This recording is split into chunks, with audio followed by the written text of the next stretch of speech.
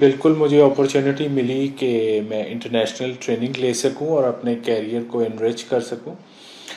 देखें, international level पे जो ट्रेनिंग्स होती हैं उसमें वो डाइवर्सिफाई कह लें कि आपको स्किल्स डेवलप करते हैं। Let's suppose marketing, sales, HR, no doubt ये तो मेरी फील्ड ही है इस हवाले से।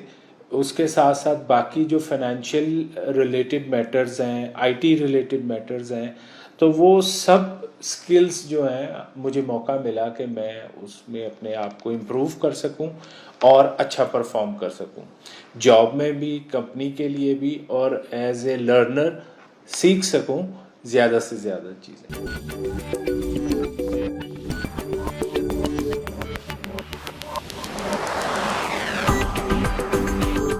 जो बेसिक इशू आया या कंसर्न, या मैं उसको एरिया ऑफ अपॉर्चुनिटी कहना चाहूँगा, तो वो यही था कि कल्चरल डिफरेंस था।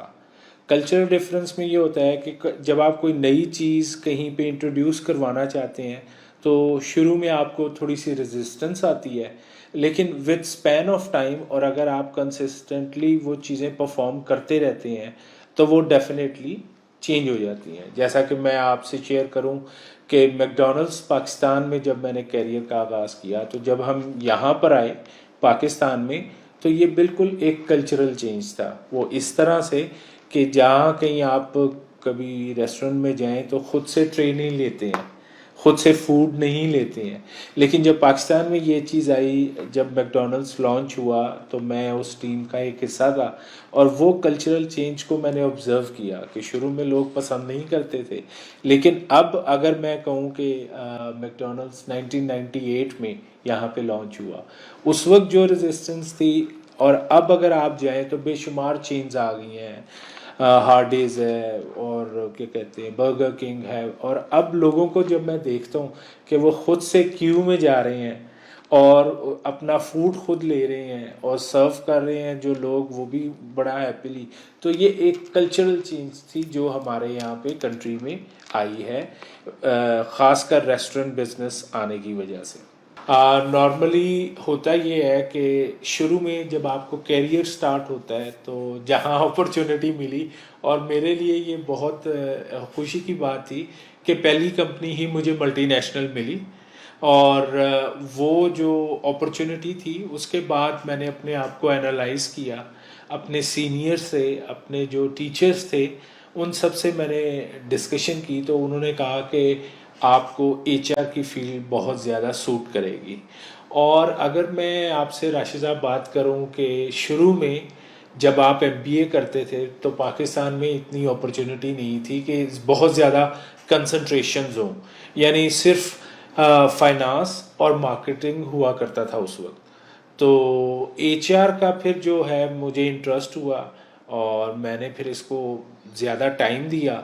एक तो ये मैच करता था मेरी तबीयत से, और ट्रेनिंग इसका जो एक बहुत इम्पोर्टेंट फंक्शन है उसमें मैंने काफ़ी काम किया, और इस वजह से मुझे अपॉर्चुनिटी भी यही मिली कि शुरू में मैं ट्रेनिंग्स में भी रहा, फिर ग्रेजुअली मैंने इसके जो दूसरे फंक्शन हैं जैसे कंपनसेशन एंड बेनिफिट है, रिक्रूटमेंट एंड सिलेक्शन है, परफॉर्मेंस मैनेजमेंट है, एम्प्लॉय मैनेजमेंट है, थोड़ा सा इंडस्ट्रियल रिलेशन, जब आप किसी फैक्ट्री इन्वायरमेंट में जाएं या कंपनीज में सीबीए, तो ये सब मैंने जो है वो जब अडॉप्ट किए तो मुझे इनमें कोई मुश्किल नहीं हुई। मुझे ये नहीं होता था कि पता नहीं ये मैंने क्या करना है, कैसे करना है, वो खुद ब खुद, बिकॉज एटीट्यूड और एप्टीट्यूड का मिलना जो है वो बड़ी आसानी हुई और मैं इसमें सक्सेसफुली कामयाब रहा।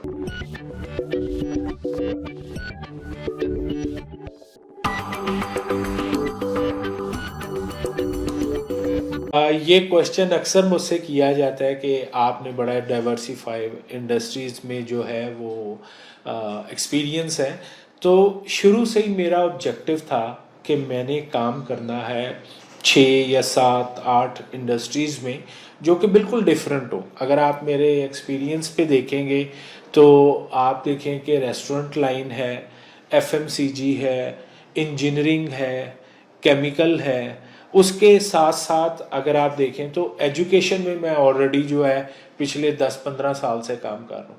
तो ये मेरा, आप कह लीजिए कि one of my career objective was there कि मैंने इन डाइवर्सिफाइड इंडस्ट्रीज़ में काम करना है, सो दैट मेरे पास एक बड़ा इनरिच एक्सपीरियंस हो, और लॉन्ग टर्म में I want to be a consultant, जिसके लिए मैंने पहले से ही ये सारा काम किया था।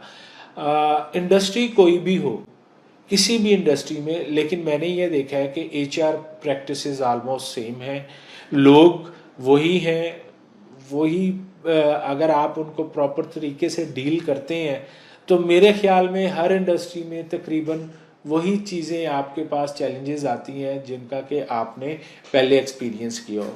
टू मी सिर्फ इंडस्ट्री चेंज होना, कंपनी चेंज होना जो है वो क्या कहते हैं थोड़ा सा एक लेबल होता था, अदरवाइज तमाम मैनेजमेंट उसी तरीके से है। और अगर हम मैनेजमेंट पे जाएं कि मैनेजमेंट हर जगह एक ही तरीके से होती है।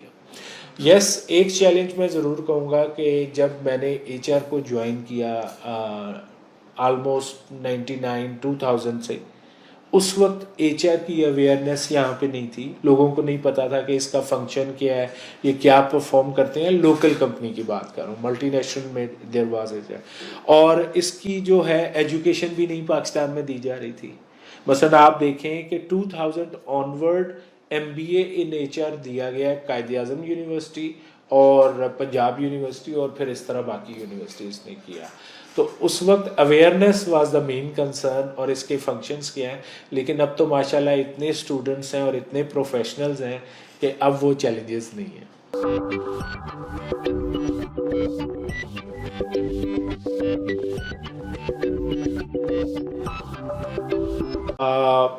ये बड़ा इम्पोर्टेंट क्वेश्चन है और हर फोरम पे किया भी जाता है कि क्या जो हम पढ़ते हैं वो सारा इम्प्लीमेंट भी होता है। तो एज सच ऐसा नहीं है अगर देखा जाए तो।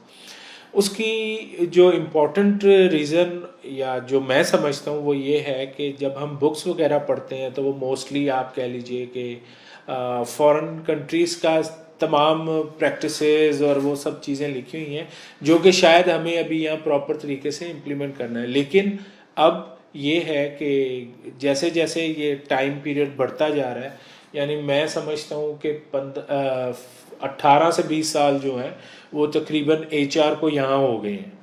तो यहाँ का भी अब जो है एक्सपीरियंसेस लोग अपने जो हैं वो केसेस वगैरह, केस स्टडीज़ को, उसको भी यहाँ पे इम्प्लीमेंट किया जा रहा है। अभी भी मैं कम अज़ कम मैं मुख्तलिफ यूनिवर्सिटीज़ में पढ़ा रहा हूँ, जिसमें से एक इम्पॉर्टेंट नाम सुपीरियर यूनिवर्सिटी है। मेरी ये कोशिश होती है, और मैं तकरीबन पिछले 15 सालों से जितने भी स्टूडेंट हैं उनको वो चीज़ पढ़ाता हूँ जो कि एक्चुअल में किसी भी ऑर्गेनाइजेशन में हो रहा होता है। तो अल्हम्दुलिल्लाह मेरे बहुत सारे स्टूडेंट्स हैं जो इस वक्त एचआर की पोजीशंस पे हैं, और उन्होंने भी मुझे यही चीज़ बताई है, फीडबैक दिया है कि सर जब हम पहली जॉब के लिए गए तो हमें मुश्किल नहीं हुई। क्यों कि जो बुकिश था वो नहीं, बल्कि हमें इन रियलिटी सब कुछ आता था।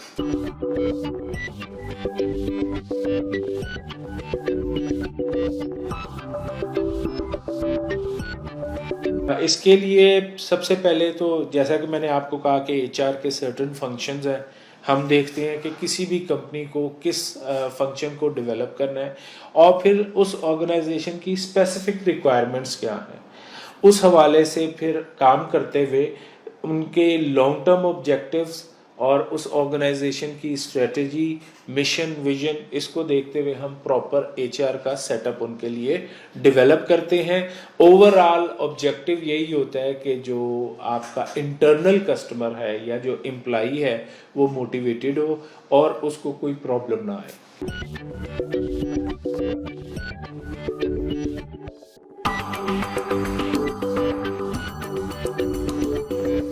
मेरे ख्याल में कोई भी आदमी किसी भी फील्ड में हो तो उसको जो है पीपल मैनेजमेंट जो है उसकी तमाम स्किल्स को एक्वायर करने की कोशिश करनी चाहिए।